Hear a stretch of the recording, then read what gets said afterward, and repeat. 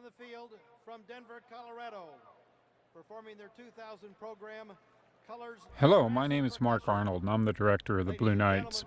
And I really welcome this opportunity to share with you some insight into the Blue Knights program and into the Blue Knights Drum and Bugle Corps itself. Our program this year was based upon the music of British brass band composer Peter Graham. It begins with the tune called Montage, which was originally written for brass and percussion. Our show opens up with snare drummer Peter Bretz playing a little 2-against-3 pattern with the jingle sticks and the dreadlock on the snare drum.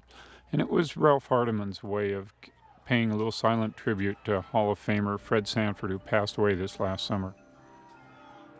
New for the Blue Knights this year was a new look in the uniforms. And you can see here where one of the things we went for was the solid black back of the uniform, because it really creates a stark contrast when the Corps turns around to the front on the impact points, like right here.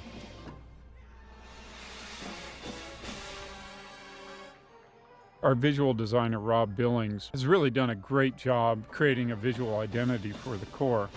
And perhaps one of the best things he does is incorporates the body and the movement throughout the entire ensemble into the music. And you can really see some of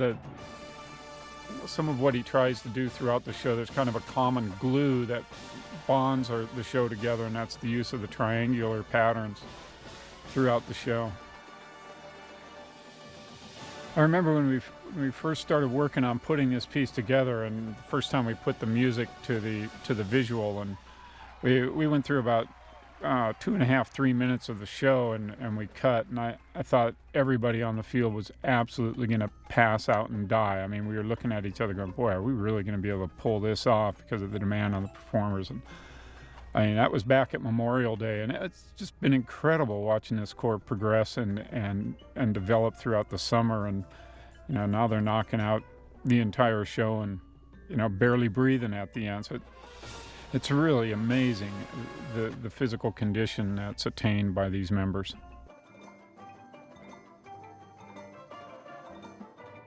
When we picked Montage, we felt that it would be the perfect vehicle for each section of the Corps to be able to display the virtuosic capabilities of the performers.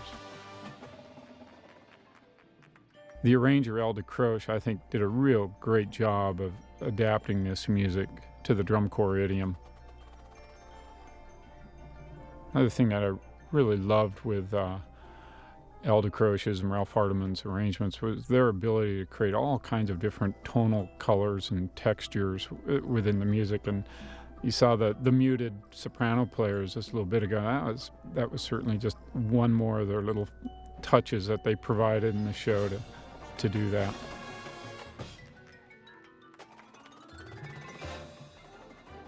I think the Blue Knights are really fortunate to have DCI Hall of Famer Ralph Hardiman as a part of our team. Ralph has developed a tremendous reputation in the activity for being a standard setter for the musical integration of the percussion ensemble. And, throughout the montage, it was really necessary for both Al and Ralph to spend a lot of time together to coordinate all the interplay that you hear between the brass and percussion.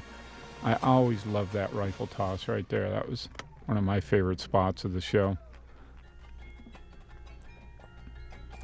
I'd really be amiss if I didn't brag a little bit about that color guard and, of course, our tenor line here.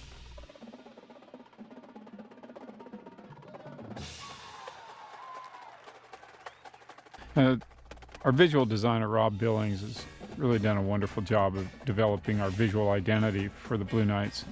We take an awful lot of pride in the level of visual involvement we require from the whole Corps. As you can see here, what the horn line is doing, the movement classes that we incorporate into our program throughout the entire year to be able to pull off something like this is something that's really become a real center of pride for the Corps, and they have a lot of fun with it. Everybody dances in the Corps. Coming up here is one of my favorite spots with the horn line. This took an awful lot of rehearsal. Tasty little snare drum part there. Another part of the Blue Knights' identity has always been our hand-painted silk flags, something that we're very proud of. The colors that they create are just amazing, and they're all hand-painted by a local Denver area artist named Don Kellerman. Again, you notice the triangle on the hit here, continuation of Rob's thought throughout. As we pull into the end of the opening production here, we're actually 5.5 minutes into our show now, and that's a heck of a long pull for one piece of music, and I think that these kids did a great job of maintaining the intrigue and the interest in that production. Our next production is based upon a piece of music called The Essence of Time. For everything there is a time. And we took 3 of the movements from this piece of music.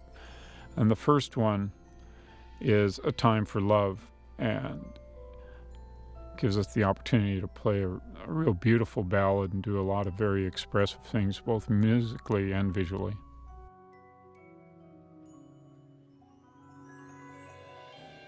All the performers in the Blue Knights, whether they're horn players or percussionists, get involved in the dance. And this is an example of the payoff of doing that, I believe.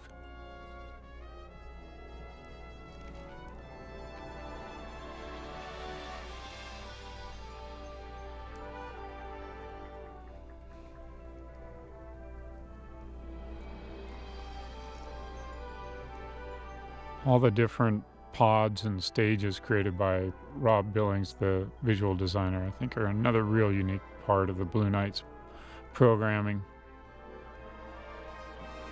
You can just imagine in some of the places where we have to rehearse what our color guard looks like after rehearsing their show. Out in the deep grass, it's just been cut and it just rained. Or what they think about rehearsing on hot pavement in the middle of the summer. A Time for Love dissolves into A Time for Hate, a piece of music that is supposed to depict a lot of what's not so good about the world, and in kind of a sleazy barroom type atmosphere. Gives us an opportunity for a totally different feel in the show.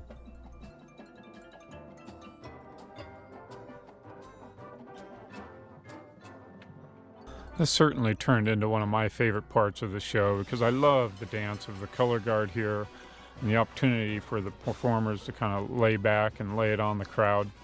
They really enjoyed this section too.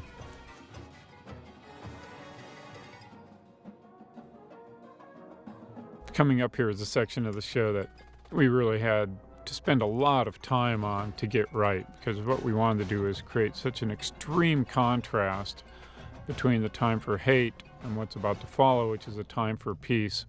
We finally came up with this somewhere down in Texas, and Rob said, I've got it. So we spent a day out on the field, and here's what he came up with.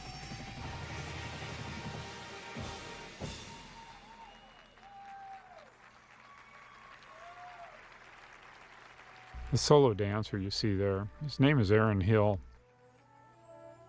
He first got involved in corps, I believe, when he was 10 years old. Had been a member of the Blue Knights and had to take off a couple of years. And then asked us if he could come back this year and age out with the corps, and we were just really excited about having him be a part of the corps this year. Certainly he's a favorite of all the members of the corps, and a member that means an awful lot to the Blue Knights. This moment here with the corps spread, literally goal line to goal line, front to back field, all doing ballet as they're playing, was something that the members took a lot of pride in, their ability to be able to pull that off.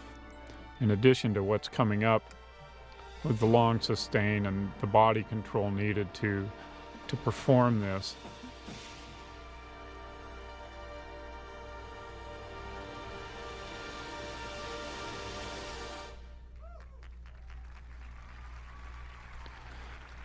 That was not an easy task, something that the members had to work incredibly hard on.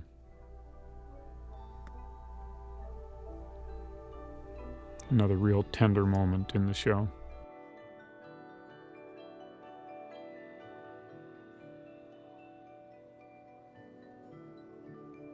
Again, you see Aaron Hill here being featured.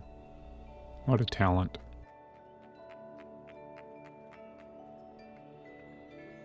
And it's quite a mood change here coming up for the Corps, and it was really challenging for them to gear up to come into the ending here, which is very aggressive and physical. We really took a chance this year when we decided to make a major overhaul of the Blue Knights image in their uniforms, and leaving the dot pattern was something a lot of people really hated to see us do, but I think we were really successful in creating, keeping a very contemporary look in the Corps and making somewhat of a fashion statement with the uniforms, and we just couldn't be happier with our new uniforms and what they've done for the Corps.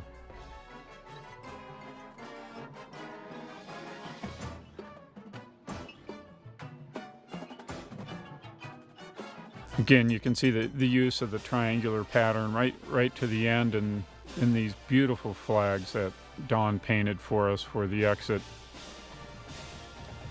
Then here's another trademark of the Blue Knights.